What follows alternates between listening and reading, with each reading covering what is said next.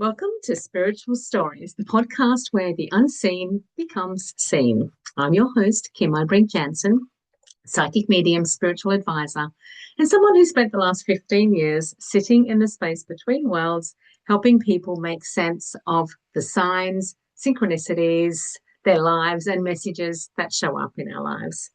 The podcast is a gathering place for the stories that we don't often hear. The magical synchronicities, the split-second moments of knowing before knowing, visits or help from loved ones on the other side who've passed, the goosebumps that arrive right on cue. Each episode, I sit down with gifted intuitives, psychics, healers, and everyday people who have lived through something extraordinary as they tell their stories. But today, I am the guest. I have wanted to share some of my own stories, and this is also where spiritual stories have started from, is that there are some really cool stories that I have also to share through my own experiences. And this week, what I want to do is I want to talk about a topic. Let's just talk about a topic of being touched by spirit, like physically being touched by spirit. As I say that, I get a whole heap jumping in. So thanks, guys. No pressure. So literally, I've had 3 experiences in my life where I have been physically touched by spirit. They have actually been family. And I will say in each one of these experiences, and I'll tell you the stories behind them, it's never actually been really nice. You would think that it would be good to be touched by a loved one on the other side, but I could only equate it to, and I remember I'd been touched by one, and it freaked me out a lot because it doesn't feel good being touched by a spirit. And then just after that happened, I actually went to have a massage in one of those massage. Actually, I was getting my nails done, and I was in one of those massage chairs, and just those things coming out and touching you just felt very similar to what it feels like to be touched by a spirit, because it's not a person or thing touching you. It's like there's nothing there touching you, and it's just a very, very weird and surreal feeling. So I'm going to start with the first story. The first story was my grandfather came and visited me.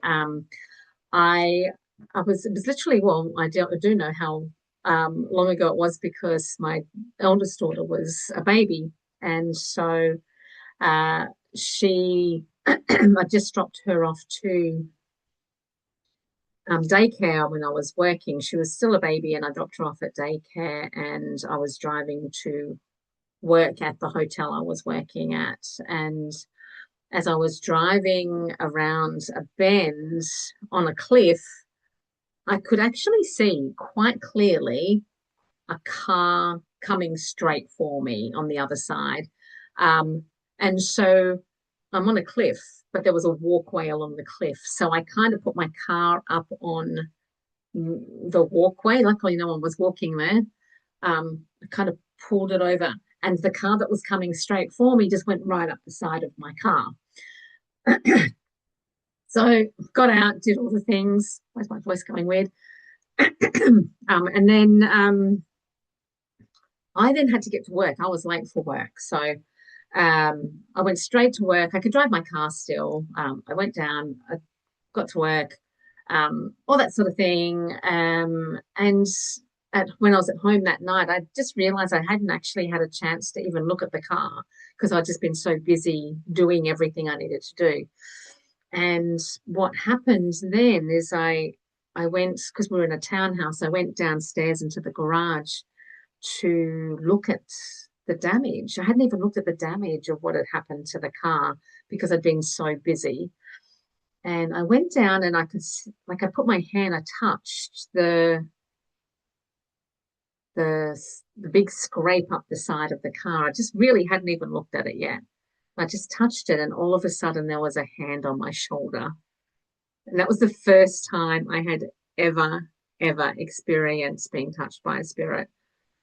And I was like, I screamed and just ran upstairs going, like it just felt so weird.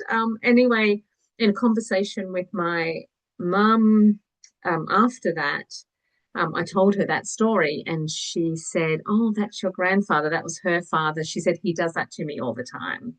So that was like, oh, that was crazy. And this was, 27 years ago. So that was back before I did this kind of work. So that was very, very strange, but also validating that my mum also has that happen to her. He often does that to her. And of course, it's more from a comfort perspective, right? I'm here watching you, which is kind of nice to know that he's there watching me. But then, funnily enough, my next experience of being touched by a spirit was actually my mum. um, So my mum had passed away and we were at her funeral.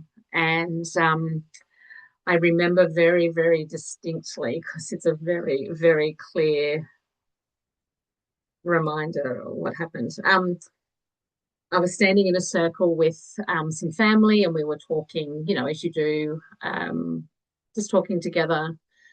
I don't even know what we were talking about.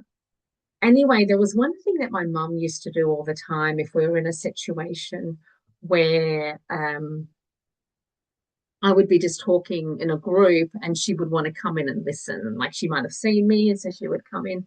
So what she would do was she would put her hand on my back, and because I'm taller than her, she would lean her chin on my shoulder and she would listen in and we would just snuggle there, and that's how she would join the conversation. She'd just sit there and listen, and she would put her hand on my back and her chin on my shoulder. Anyway, I'm at my mum's funeral and we are there, and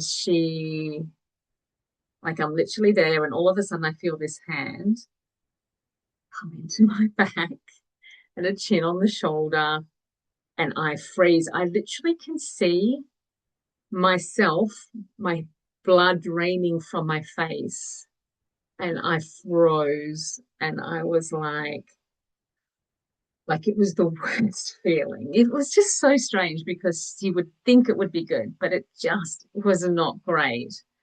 It's literally something touching you, and I just literally went cold, no blood in my face, and I was just like stunned, like absolutely in shock.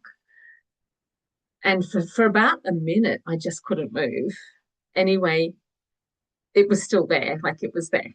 Like she was there. And I knew, again, it clicked what was happening. Okay, my mum is touching me.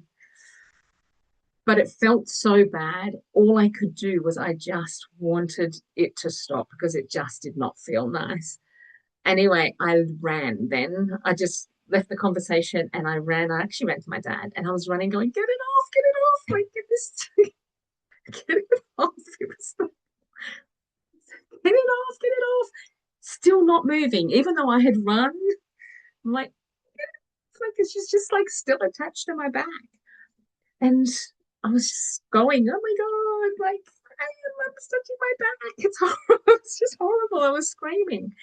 Anyway, I was, because I'd done this work, by that stage I was doing this work. And so I'm going through all the energetic processes of how to stop an energy from touching you. Anyway, nothing was working. And so I just remember saying, leave me alone. And as soon as I said that, the hand went away, and she went away. And it just really made me realize again, we do actually have control around, because we are physical beings and spirits are not physical. We do have a lot more scope to, um, we shouldn't really be scared of spirits or anything like that, because we do actually have a lot more presence than they do. And we can say to them, leave me alone or don't come, and they will actually honor that. And particularly that phrase, leave me alone, is actually a really powerful one, because they do actually, somehow it just works and they do go. So again, if anyone feels a presence in their house, or they don't, if there's someone, you can just say, just go, leave me alone. I'm good. And you should actually feel them go. They shouldn't actually hang around once you say, leave me alone. Leave me alone works. Anyway, and my mum kept doing that actually a lot, especially when I was cooking. It's now coming to me maybe because she taught me to cook. She would often put her hand on my back. And I go, oh, hi, mum. But I was kind of used to it by that stage. So it wasn't such a shock. When a spirit touches you and you're not expecting it, your body does freeze. It's very, very strange. But after that, I was kind of used to her touching. And for probably a good couple of years after that, when I was cooking, she would often come in and touch my back. So that's my second story. Then the last one is something that only happened last year, which was, as a lot of people do know who are close to me, my sister passed away. I was with her during that stage, and she was uh, in a medicated coma, I will call it that. She was in her last 10 days. And I was very, very worried about her, not only being there for the period before that, which was horrific what she went through, but, with watching her lay there and not even knowing if she was okay or anything like that. Anyway, I was very worried about her. Um, and nothing I could really do other than just be there with her. It was really not a nice time. But there was one night I was asleep. So, of course, she's kind of in between worlds in that state, I would say. Um, Her body's still here, but I think, she possibly, well, I'll tell you the story because what possibly wasn't really here. One night, it was actually about 2 or 3 days before she passed away. I'm going to get teary, I didn't realize. Um, Sorry. I didn't realize this would happen. Okay. Um, let's go back. Anyway, oh no.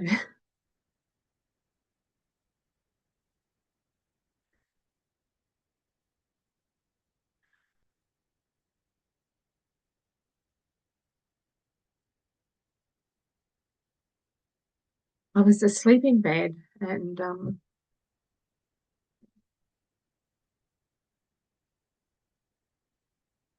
I was asleep, dead out, asleep. And all of a sudden there's someone banging me on my leg. There's a banging on my leg, like, and it woke me up, which is why I knew that I wasn't making it up. And she was there. My sister was with me in the room. Um, and she woke me up by tapping on my leg. And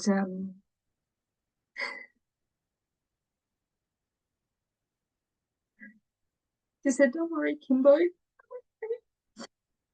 And she said, I know when I'm going to go.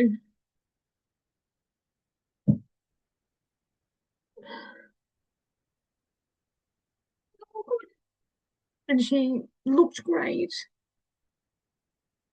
And yeah, just the third time. And literally then a couple of days after she passed away, and she's been with me ever since, which is kind of cool. And she's a very good manifester of the best car parks ever. Even just last week, she got us car park right at the front of somewhere that we were going. But yeah, she tapped me on my leg um, from the other side, and she actually was still here, but obviously could be in between worlds and came and visited me. But it was nice to know that she's okay because I was very worried about her. So anyway, they are my stories. I had no idea I would do this, but this is real life. And the other thing I do need to say, which is what I talk about often, is, you know, even though we know that as psychics and mediums, we know that people on the other side are okay and that they are all good, probably having the best time of their life. For us down here, it is still not that great, even though we know that. We need to acknowledge that for loved ones that we have on the other side that aren't here, that it is sad that they're not here, and that's just it is very sad that our loved ones aren't with us, and but just know that they are pretty good on the other side, and they're always with us, and obviously they can touch us because I did a couple of times in my life, and you know, you too will have lots of different ways that they can communicate with you, um, because they are all around and they all have so much love for us, always. But the main thing is that they are good, and that is one thing that we do need to know. So I do want to share that with everyone.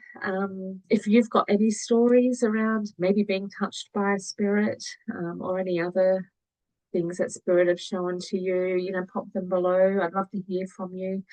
Um, and also, if you do have a cool spiritual story that you'd like to share on this podcast, yeah, I'd love to hear from you. And I just think the main reason why we're doing this is to make these stories normal.